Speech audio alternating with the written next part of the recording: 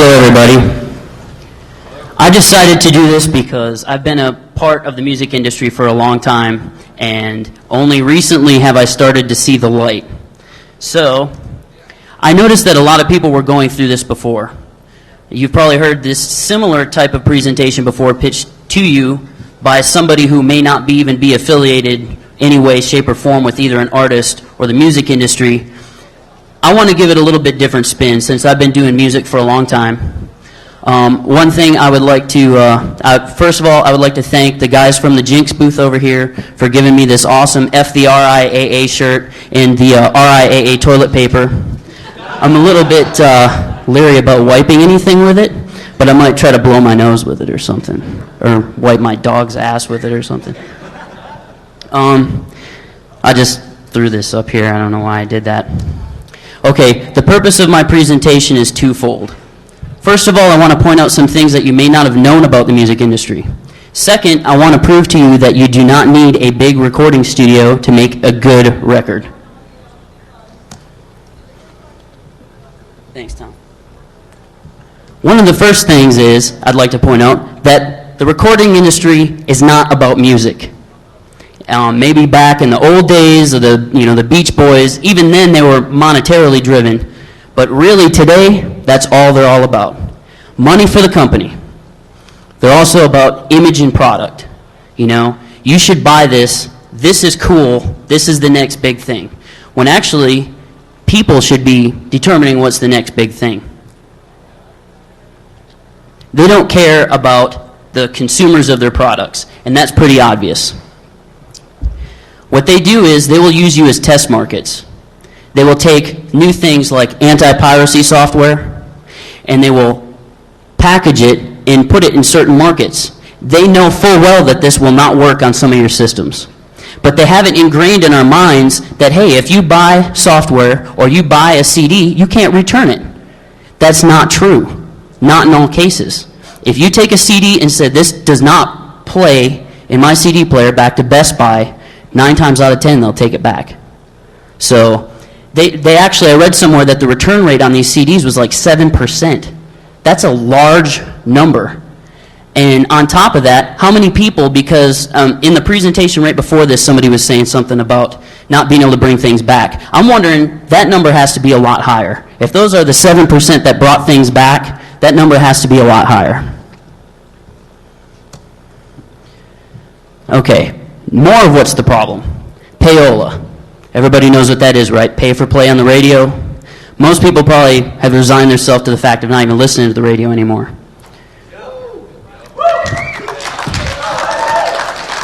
They're resistant to change. That's pretty obvious. They don't think. They just have knee-jerk reactions. That's why you come up with these lawsuits and everything else. The current system, it's not how good you are, it's who you know.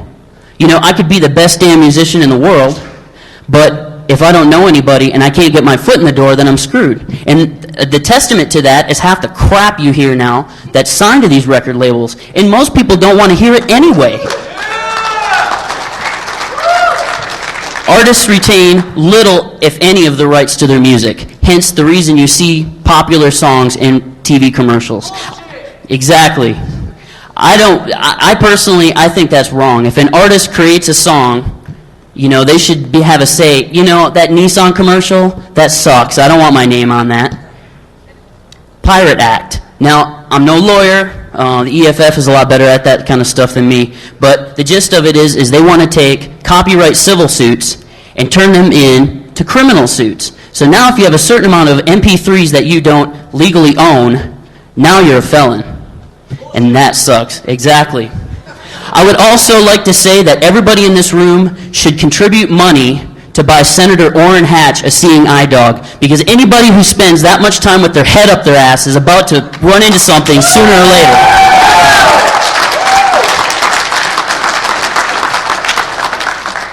Getting a recording contract is kind of like winning the lottery. Only if you win the lottery, you actually get some money. Usually if you get a recording contract, you get screwed. 90% of major label releases don't even turn a profit. So now not only do you have to win the lottery, you have to do a little bit more on top of that to get people to recognize you. And on top of that, it really doesn't matter because you're being pushed by the record label. If they want you to be popular, they'll push you. If you're like, maybe you piss somebody off there, they'll dump your ass. Companies, and this has happened to friends of mine, I've been in for a long time, they'll sign a band as a tax write-off. So if you're looking for a recording contract, you definitely don't want to get signed near the end of the year because they're looking to write you off as a tax write-off. And then after the first of the year, well, remember we were supposed to fly out to California and record that album? Well, we changed our mind. Bullshit. Exactly. Overpriced CDs. I don't think I have to go too much into depth about that. Bullshit. You know, and whenever the subject of piracy comes up, they always seem to bring up the fact that, hey, you're stealing from the artist. You're taking this legitimate money away from the artist. You don't usually hear artists complaining, other than Metallica, and that was something totally different. You know, at least Metallica never actually sued anybody. They just threatened. You know, they were trying to take down Napster. Another thing is, before I get into the rest of this, in September of 2003, the RIAA went to Congress and said, hey, you need to ban P2P networks because they promote child pornography by enticing children to have sex. That's the stupidest thing I've ever heard. A lollipop has a better chance of enticing a child to have sex. You know, I don't see too many pedophiles walking around saying, hey baby, you want to see Kaza? Or you're looking mighty fine in those Oshkosh bagoshes, want to see my LimeWire? You know, it's about that ridiculous. Now, why does a CD cost so much anyway? If you ask the recording industry, it's because, hey, manufacturing CDs is expensive. Bullshit. That's bullshit. If that was the case, then AOL would be out of fucking business. Mass-produced quantities of CDs cost less than $1, and you're paying like $18.99 or some shit at Sam Goody. If you actually buy the actual product from there. I mean, obviously Best Buy sells them cheaper. So, and LimeWire's even cheaper. I would never entice anybody to do something that's unethical. And it's about to be illegal. Yeah.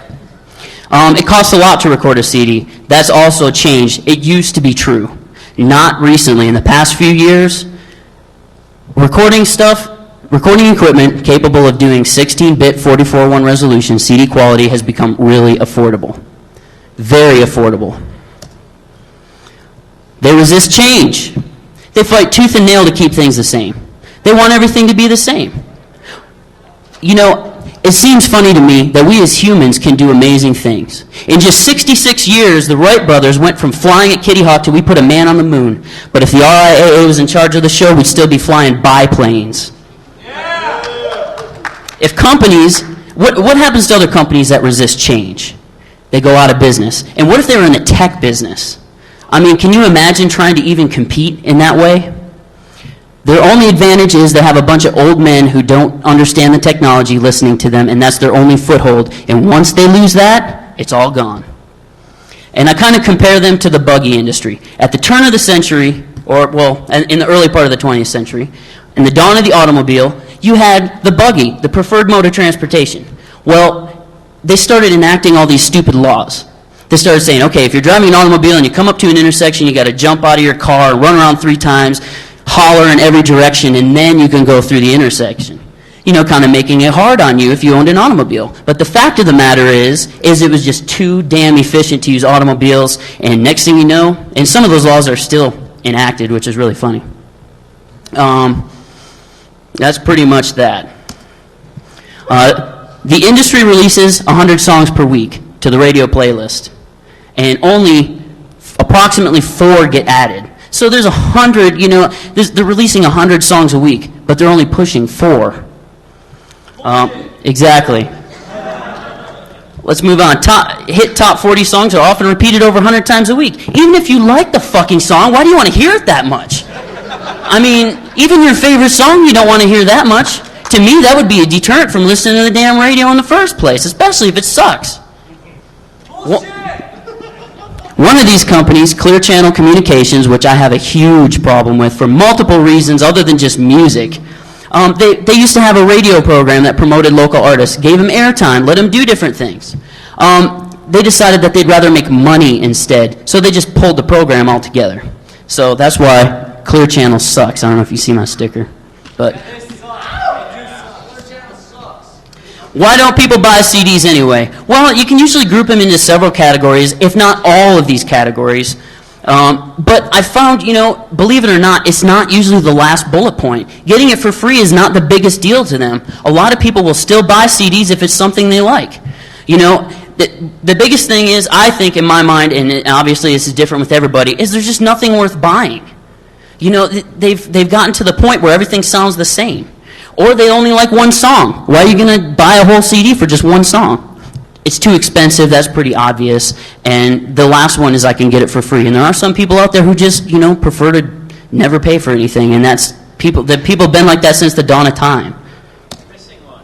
Protest the RIAA. Well, that would be good, but most people don't understand that this is going on. So the smart people are out there, digging in and doing all this, and it's up to us to educate people on the problems. One of my biggest things as being an artist and doing this for a long time is applying formulas to artistic works. Now, approximately 90% of all singles get to the hook. Does everybody know what the hook is? That's the catchy part of the song. Within 20 seconds. Approximately 98% of all #1 singles are less than 3 minutes and 30 seconds long, which is the nice little compact measurement that the recording industry has given to these songs. And labels often ask artists to change content that they either find offensive or won't sell the record. When Marilyn Manson first came out, first album, obviously Trent Reznor found him. They had a song called My Monkey on the very first album, and Interscope was like, that's kind of offensive, we want it taken off. Marilyn Manson actually stood up and said, no, I want that on the album. Well, obviously, him being a nobody at the time, they said, okay, well, screw it. We just don't want the controversy. We're going to cut Marilyn Manson from our label. And Trent Reznor stood up and said, if you cut him, you cut 9 Inch Nails. Next thing you know, Manson's here, and they won that. Food for thought. What if we did this to older classics that we've had? Stairway to Heaven. Can you imagine packaging that into 3 minutes and 30 seconds long, getting to the hook in the first 20 seconds? It would, or Hotel California, or my favorite, Bohemian Rhapsody. I mean, what would happen to that song? Trying to put it in nice little compact spaces to fill radio time. Bullshit. How would this have changed music history? And what are we missing out on right now? The old days. In the old days, you needed a contract for distribution. You needed to have your outlet to get people to get your music. Recording equipment was expensive. The recording was expensive. Reproduction was very costly. And radio was impossible to reach without record label backing. What has changed? Recording equipment capable of 44.1 or 16-bit 44.1 is very affordable. Distribution can be done worldwide over the internet with little or no cost. Reproduction prices are cheap. I mean, I can go to S&J CD Duplication in Jacksonville, Florida, and get 1,000 pressed colored CDs, printed, shrink-wrapped. Final cost to me is $12.75. And that's only for 1,000. If I do 5,000, I can get that under $1 a package. There's plenty of college and internet radio stations willing to play just good music that don't have to bow to sponsors and everything else that regular radio does. And the Clear Channel machine keeps trying to steamroll those. And recording can be done pretty much for free if you own your own equipment, which is my favorite subject. And I'll get to that later. More affordable high-speed internet connections. You no longer need to tour the country and go broke. And no geographical limitations. You can live pretty much anywhere. In the old days, as an artist, you used to have to focus on small groups. First, you'd start out in your hometown. Then you'd work on your state. Then you'd work on your region. Then the United States. Then you'd take over the world. Well, with the internet, you can start worldwide to begin with. I started catching on to this early with 2 bands ago. I started catching on to this when mp3.com was up. It was very new, but people were going there because they knew the name MP3. So I was like, ooh, mp3.com. And they would go there, and I was receiving email from people all over the United States that were saying, hey, we dig your music. This is great. You should play a show in Lincoln, Nebraska or something like that. But, you'd have 1 or 2, they'd be scattered throughout the world. But when you put them together, they equal a lot of people. And that's a lot of potential CD sales if you're going to sell your own CDs. The future. Independent music levels the playing field. Basically, it's no longer who you are and who you know, it's how good you are. Now my music is reaching people and they like it and they want more of it. Artists retain rights to their material. Obviously, if I don't give my rights away to anybody, I retain them. There's no formulas or templates to apply. You have more variety and there's less competition between groups. Local bands are just notorious for getting in fights with each other because there's this notion that there's only one recording contract out there and everybody's competing for it. That couldn't be farther from the truth. Usually when more bands get signed, it creates a scene, and then more record labels try to move in to scoop up bands. It happened with Seattle and everything else. So that's not necessarily true, but bands still see it that way. And then you have club owners who try to fuel that by creating Battle of the Bands and everything else, which is really stupid. So now I'm going to get into the part, if you're an independent musician, what do you need? What do I need for my recording studio? If you do electronic music, basically all you need is a good computer and a good software program and a good audio card and something to listen to it on that's reasonable. If you're going to record instruments, vocals, and bands and stuff like I do, then you need a little bit more things like I.O. boxes and stuff of that nature. Some systems will bundle these whole things together and sell them all as one unit. So now you have a final price, the final cost of a unit. As far as your computer recommendations, you should check the software vendor's website for the minimum requirements. Maybe it only runs on a certain type of software. No less than 512 megs of RAM. Pretty standard stuff. I'm going to go through this a little fast because I started a little late. Updated drivers, same thing you do on your regular system, hopefully. Now, as far as the sound card goes, just to give you an idea, this is just a regular sound card. My favorite sound card that I've used, and I swear by it, is the M Audio Audiophile 2496. You can get it off of Musician's Friend for $149. And I actually master audio with this card. I don't record my audio with it, but I will send it the outputs to it to master it. You can also do the audio track Maya for $199, and anything made by RME Audio is really good, but it'll cost you more. Sound card considerations. You want to consider something that's low latency, that's at least 2496. That should be right on the card. Most modern things should be 2496. You should check out your system compatibility and nothing made by Sound Blaster. I have yet to hear anything good about anything made by Sound Blaster for recording audio. It may be fine for playing video games, but when you're trying to stream 32 tracks of audio through something, it usually craps out really fast. Studio monitor recommendations.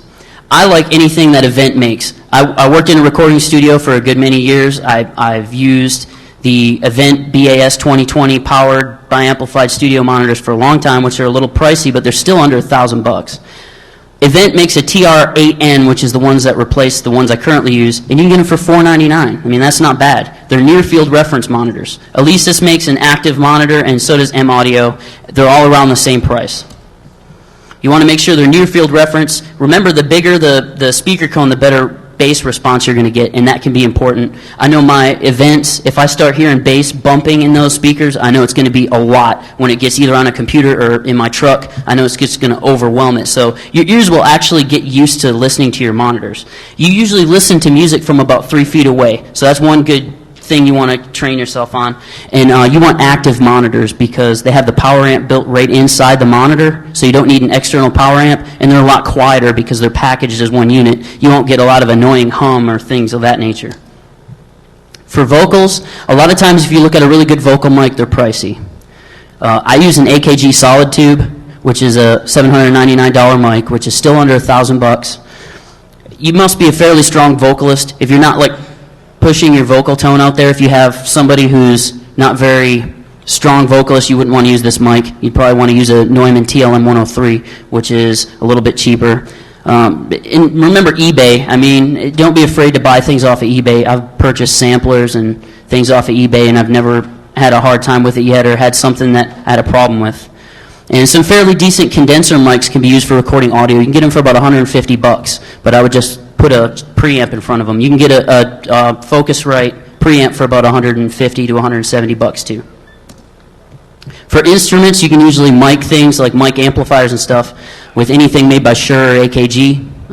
Condenser mics for instruments like acoustic guitars. When recording drums, they usually Shure sells a drum kit for about $299. And it's not uncommon to use, remember, if you're doing a really in-depth recording and you're really trying to compete with commercial audio, it's not uncommon to use 10 or more mics on a drum kit. For guitars and bass, now I'm in a lot of the forums, recording forums, and I hear people complain about this all day long, and they will cuss me out and everything else because I recommend this product to people. The Line 6 Pod, what it is it's a amp modulator. So basically it's a little box, and you plug your guitar into it and you say, okay, I want my guitar to sound like a Mesa Boogie. I want it to sound like it's playing through a Mesa, and you tune it in. I think it's great. And, the way audio works is if your ear can't tell what a good guitar sounds like with an amp, then you're not going to tell what one sounds like with this either. So basically, you're screwed either way. If you don't know what a good guitar sounds like, then it doesn't matter what the hell you record with, it's still going to sound like crap. Shure SM57s are probably the standard for miking guitars and bass. Drums, usually, like I said, prepackaged drum kit, $199 and up. Sometimes you get what you pay for. Just remember that. So, and if you have a Pro Tools system like I do, Sound Replacer will save you a lot of time. Other people complain about this too, but the standard person can't tell the damn difference between a good kick drum that's a real kick drum and one that you've sound replaced. Most of the things you hear on the radio, most recordings you hear nowadays don't have a real drummer on it. Most people don't know that. They save money by doing that. They'll program out a drum loop, and the band will play over the top of it, and most people can't tell whether it's a real drummer or not. I did that with 3 songs on my last album, and I took it back to the same place I worked at for years, and the main producer there couldn't tell that wasn't a real drummer. Plus, you usually find out, too, that drummers bitch more than any other band member. No, you got to admit that's true. Even my old drummer used to do the same thing. He would always complain, never wanted to move his equipment, thought everybody else had to move it for him. So, I think Lars did. Fuck Lars. Of course, I was saying that not because he was a drummer, because he's an idiot. Now, some things I would recommend, and this is purely from my experience standpoint. I know there's other things out there, like some people that use Logic. That program, I don't want to sit there and fuck with a million buttons just so I can create one little sound. Come on, it has to be realistic. I'm an artist, not freaking rocket scientist. So when I want to record something, I want to get my idea down fast. I want to be able to express my idea, and if I'm sitting there tweaking a bunch of damn things to get it to sound good, I've lost my inspiration and my ideas. So I swear by Propellerhead's Reason.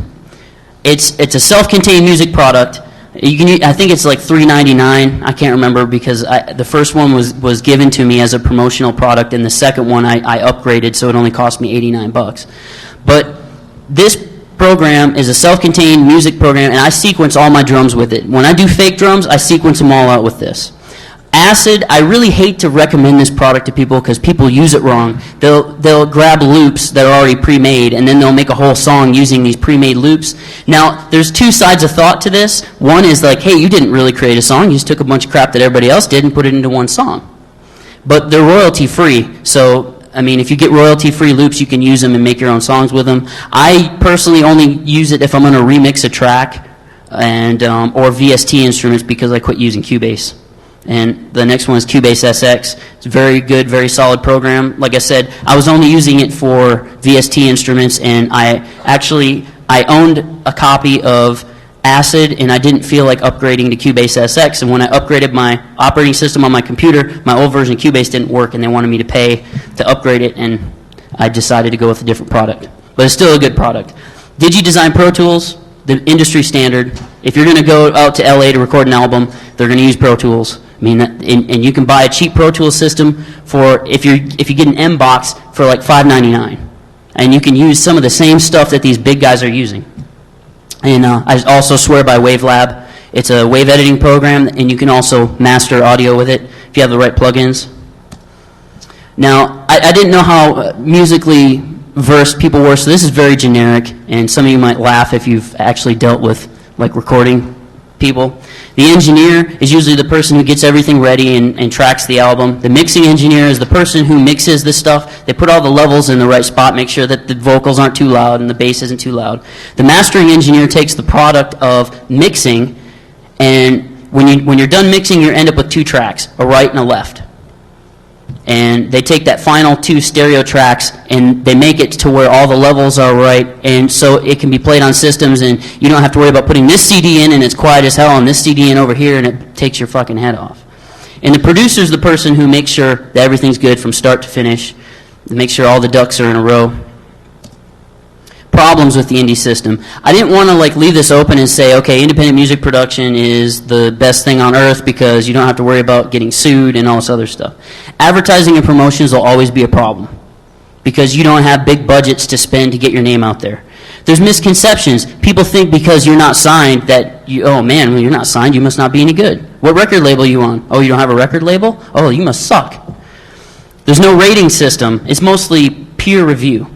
So if you are looking to get your music, say, listened to by a producer, most likely that's not going to happen. You're going to have to put your music on GarageBand.com, and you'll have people reviewing your music. But the problem is you don't know who these people are. And a lot of times, my problem, I love GarageBand, they're a great outlet, but my problem is I get in arguments on there because you have somebody who's reviewing your music that's trying to slam you because they're in the same category. And that's something that GarageBand has, they don't care. They're just using that as an outlet and they'll rank people.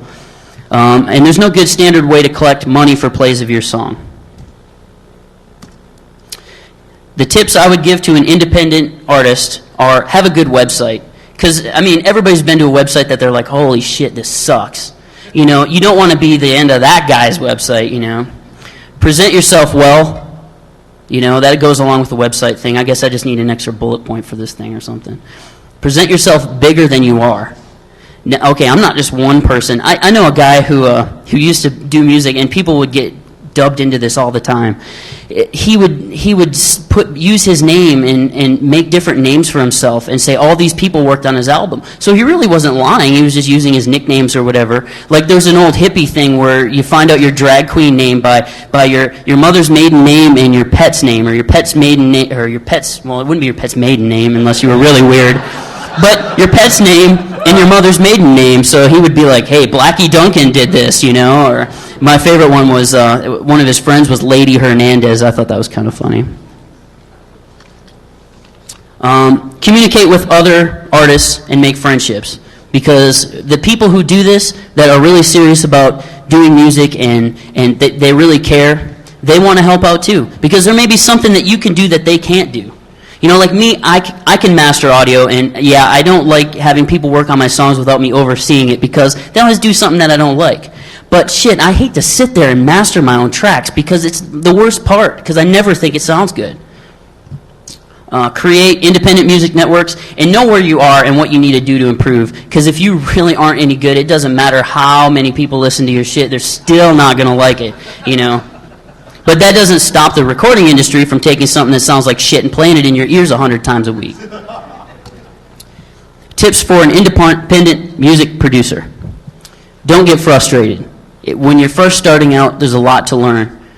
Remember, it's always easier to add than to take away. So, if you're putting EQ on something, you don't want to load it down with EQ and then try to take it off in the end, because that sucks.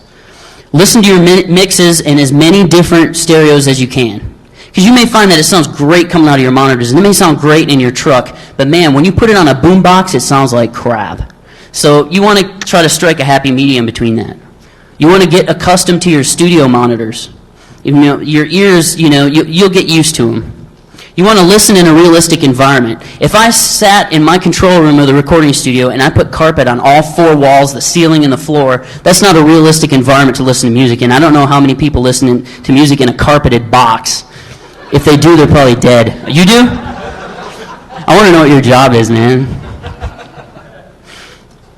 Your ears will deceive you from time to time, so ask your friends, hey, does this suck? Does this sound good or what? I used to get criticized all the time because I would spend so much time working on my songs, and I'd be tweaking things out. And there's things I hear that most people can't hear because they haven't listened to it all the time, or they don't listen to it that way.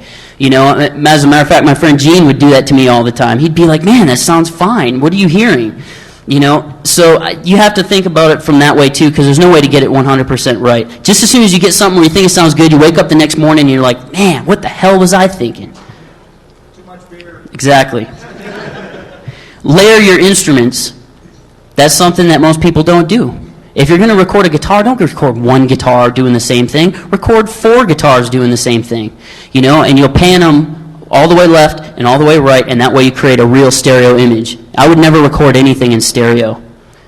You make your own stereo images, and that's how the big boys do it. And I was watching a thing with Linkin Park, who's basically a band that was put together. You know, they picked and chose a bunch of people and threw them together, and all their songs are underneath 3 minutes and 30 seconds long, and all their songs get to the hook in the first 20 seconds. But it's not too bad, I guess. I gotta admit, I bought one of their albums. I don't listen to it, but I bought it. But he was saying, well, there's a lot of things we do with the guitar, and it was like on the DVD that came with the CD. It's like, well, there's a lot of things we do with the guitar that we really can't tell you because it's like secret stuff. That's bullshit. All he was talking about was layering guitars. I mean, that's how you get that wide guitar sound. So I don't know what fucking secret that he thought he had that nobody else had, but I think everybody knows that shit. Sometimes you may something may sound like crap on its own, but it may sound good in the mix. When I get to my project later, the project I did for DEF CON, I got really drunk one night and I plugged in the microphone and I started singing, and I bet you none of you can tell that I was like all whacked and shit. But you may. Now that I told you, it's kind of like the cat out of the bag. I should have sent out an email later and saying, hey, do you know I was drunk? Create stereo effects. Oh, I already went with that. Don't be afraid to experiment. This is one problem I see, like when I do independent music reviews, when I review artists, this is a big problem. Be mindful of effects that make your music sound dated. Reverb, if used incorrectly, will make your music sound dated. You'll sound like you're coming from the 70s or the 80s. You don't want to do that. I mean, even if you are going for that sound, man, it'll still sound bad. Clean, punchy, and equalized right to the edge will make your music sound modern, even if you're playing some old school shit. You know? That's another thing that gets people. Chevelle has an album out called Wonder What's Next. And if you listen to that CD, it is fucking loud. And I mean, there's digital distortion all over it. They just set out to make the loudest CD they could, and they pushed it right to the edge. And most of the people that I know in the music business are like, oh man, I can't stand that sound. I mean, it's distorting. I think it sounds good. Just right to the balls, just maxed out. Learn what each EQ range does. If you don't know what bass sounds like, if you don't know what a certain megahertz frequency sounds like, there's no way you're going to be able to EQ your tracks. The best way to do it is to sit down with an equalizer and pull up a track and crank it all the way up and all the way down, all the way up and all the way down, and you'll learn after a while right what it's missing. Now I've made my own music, so now what do? Post it online in as many places as possible. That's very easy to do. There's tons of people willing to post your music online for free. They get advertising. Share it through P2P. Get people to notice. Talk to other artists. Get CDs made. Sell CDs. And share the knowledge with the community. It's been a proven fact that if you give your music away for free, you'll sell more CDs than if you don't. It's a proven fact. And you won't have to worry about getting sued either. Find internet and college radio stations willing to play your stuff. Find places like iTunes. It's actually possible as an independent music artist to get your music on iTunes. I don't know why that's a misconception too when I talk to other artists and stuff. I don't know why that is. You can get on there. You can use a distribution facility like CD Baby if you're selling your CDs. Use your songs to promote your website and yourself. Why? I mean, maybe you don't want to make CDs. Maybe you want to sell T-shirts. Give your music away for free. Draw attention to the T-shirts. Sell the fucking T-shirts and be happy. Collaborative recording process. You can work with people in other places. My last album was mixed in Orlando, Florida, while I sat in Jacksonville, Florida, and listened to everything the mixing engineer was doing right over a high-speed internet connection. I mean, people are doing that nowadays. You don't have to know how to do something to get somebody online to do something for you. A lot of people would be willing to help you out because, I mean, it makes them feel good. I mean, hey, you know, you're really good at what you do. Can you help me out here? You'd be surprised how many people would help you out or mix your stuff. I mean, I've mixed stuff for people in different parts of the world and sent it back to them, and they're like, hey, thank you. Sometimes there's nothing I could do for it because it sounds like shit, but, I mean, you can only do so much. I mean, come on. Plenty of help through music forums, and I've got some in the links. Streaming audio, that's what I was talking about sharing your talents. And now you have a worldwide grouping of people who are talented at what they do that are more than willing to help you out. What does the future hold? Maybe instead of the Billboard charts, we have the internet download charts. Different royalty collection methods. More quality independent artists. As artists see that, hey, they don't need a record label to do this, they'll start not accepting recording contracts. When you see, I mean, if you sell 100,000 CDs and you're signed to a record label, you're getting shit on. If you sell 100,000 CDs on your own, you are banking some serious cake. More variety. You know, if you're not getting rules imposed upon you, then hey, we have more variety. System structure changes and progress that actually moves forward.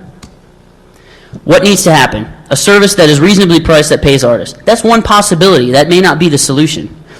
Attention needs to be drawn to the advantages of an independent system. People need to understand that just because a band isn't signed doesn't mean they suck. It just means that, hey, maybe they didn't suck hard enough. You notice I'm not signed.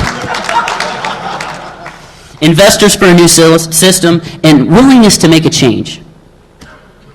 Okay, now I'm going to get into a little bit of my project, and I may have to change my hosting after this is done, because I don't think I'm supposed to host MP3s off my website, but what they don't know right now until they start getting slammed, I'm not sure. But I did this project to basically prove the point that you don't need to spend thousands of dollars on a recording when you can do it yourself at home for free. What I did was, I started doing this thing. I wanted to redo In Your Eyes by Peter Gabriel. Usually I don't do cover songs. I do all my own stuff, but I thought it'd be fun, you know, hey, do In Your Eyes, you know, I wanted to rock it out with some, you know, electric guitar and all kinds of stuff. Then my friend Gene calls me from Atlanta because I don't listen to the radio, one, and two, because all the radio stations in my town are owned by fucking Clear Channel. So that's the second one, so, which is everywhere. He called me up and he said, hey man, you're never gonna guess, but I just heard this song on the radio. SR-71 redid In Your Eyes by Peter Gabriel, and I'm like, fuck, now I'm gonna look like a fucking goon, man. Oh, no offense, no offense. So I got to thinking about this, and I'm like, well, maybe this isn't such a bad idea after all. Now maybe you have something to compare it to. You know, keep in mind, I did this project in my fucking living room of my apartment without disturbing any of my neighbors. They spent thousands and thousands and thousands of dollars at a recording studio in California. So if mine might not be quite there, maybe you think mine sounds better. I mean, that's in the ear of the beholder. I put it on my website, and you can get this off the DEF CON CD. I put up very detailed things of what I did, and it's not totally done yet. I'm up to the mastering part because I fucking hate mastering audio. But, so I'm up to that point, and I hate even describing how I master audio. It's just, I'd rather masturbate. But who wouldn't, right?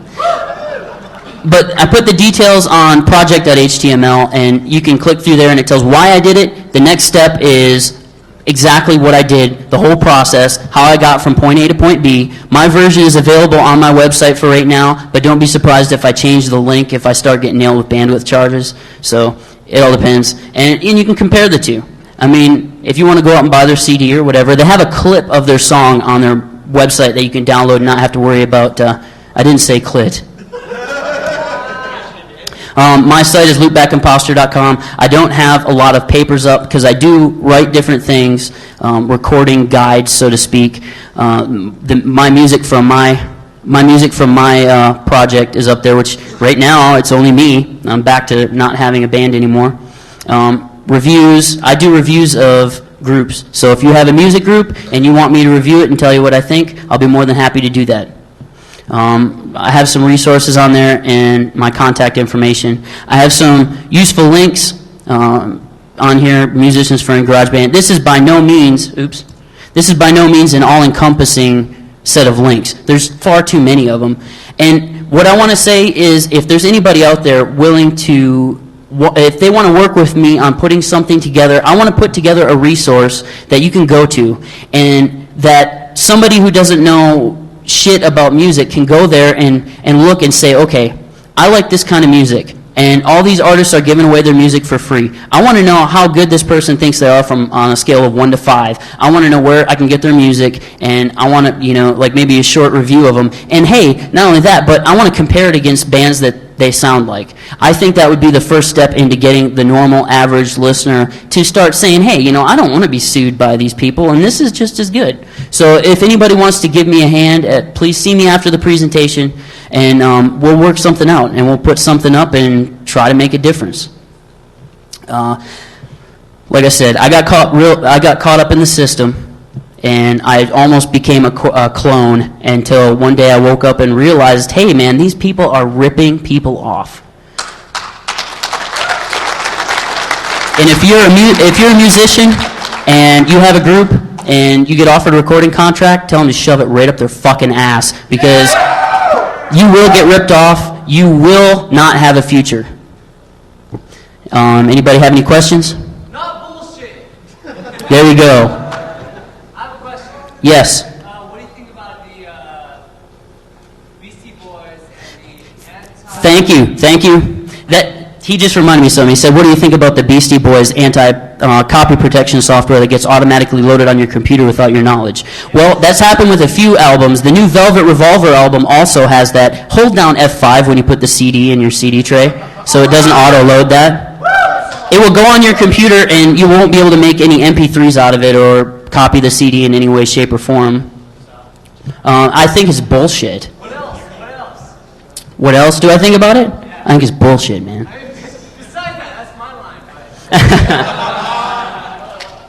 I think it's wrong. I think that anything you put on somebody's computer without their knowledge is just wrong. I mean, what do you think about it? Like, if I bought the CD and I want to make a... Oh, I definitely think you should be able to make a copy. Who hasn't lost a CD, had one scratched beyond repair, had somebody had it stolen from you, or in any other way, in shape and form, lost? Does that mean you don't have the right to listen to that song anymore? Because basically, like, when I buy CDs, I want to keep the original in my house. I don't want to put that into my CD book. I want to make a copy of it and take that somewhere in case it gets stolen. And you, in the current system, you have a right to do that still. Exactly.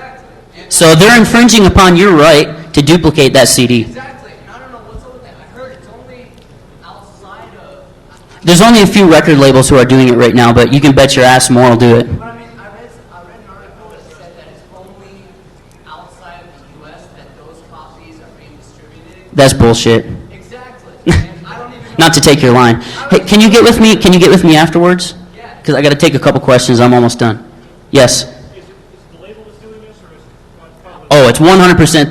The question was, is it the label or the artist that's requesting this? 100%. It's the label. Actually, some of the artists are actually very upset about this. Very upset. So whenever you hear somebody doing something, like if you hear like Hotel California being played in some stupid Nissan commercial or something, don't ever get mad at the artist, because guaranteed they're pitching a fit. Yeah. The other question was, is things like adware spotting these attempts at... in case you don't have... If you're running, it's not a virus and it's not malware. You actually, there's a little thing inside the CD that says, I understand it's putting this on my system, but I will tell you, if you run AdWatch, which is comes with the pro version of adware, it'll detect all registry modifications, but I would still hold down F5. Yeah, you should have auto run disabled anyway, but that's, in a realistic world, most people don't do that. And even though it is hold down, even if you don't have auto run enabled, it still runs. No, if you hold down F5, that disables auto run in a Windows system. Yes. That's independent. What do you do about copyrights? Copyright, you How do you copyright your own stuff? Form PA or Form SR, copyright your own material.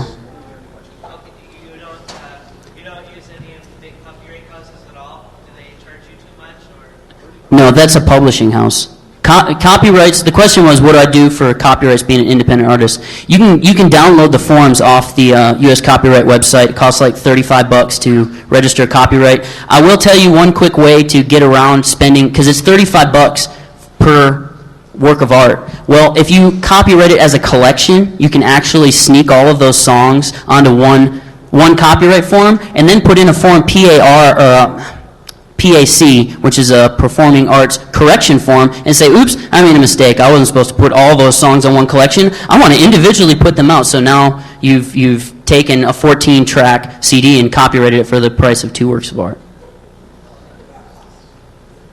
And I will tell you, too, it's taken a long time. I copyrighted some stuff around the time of September 11th, and it took them over a year to get me the forms back. Yes? Is there any record labels where you're doing something positive for the buyers as opposed to always trying to prohibit use and download, like there are major labels that are embracing free music? The question was, are there any record labels that are actually doing something positive? Well, they're all monetarily driven. You'll find small independent labels. Now, the RIAA lists a list of record labels that they're associated with on their website. Now, I would say, hey, don't buy anything from these record labels, but that would be almost impossible since the big boys are on there.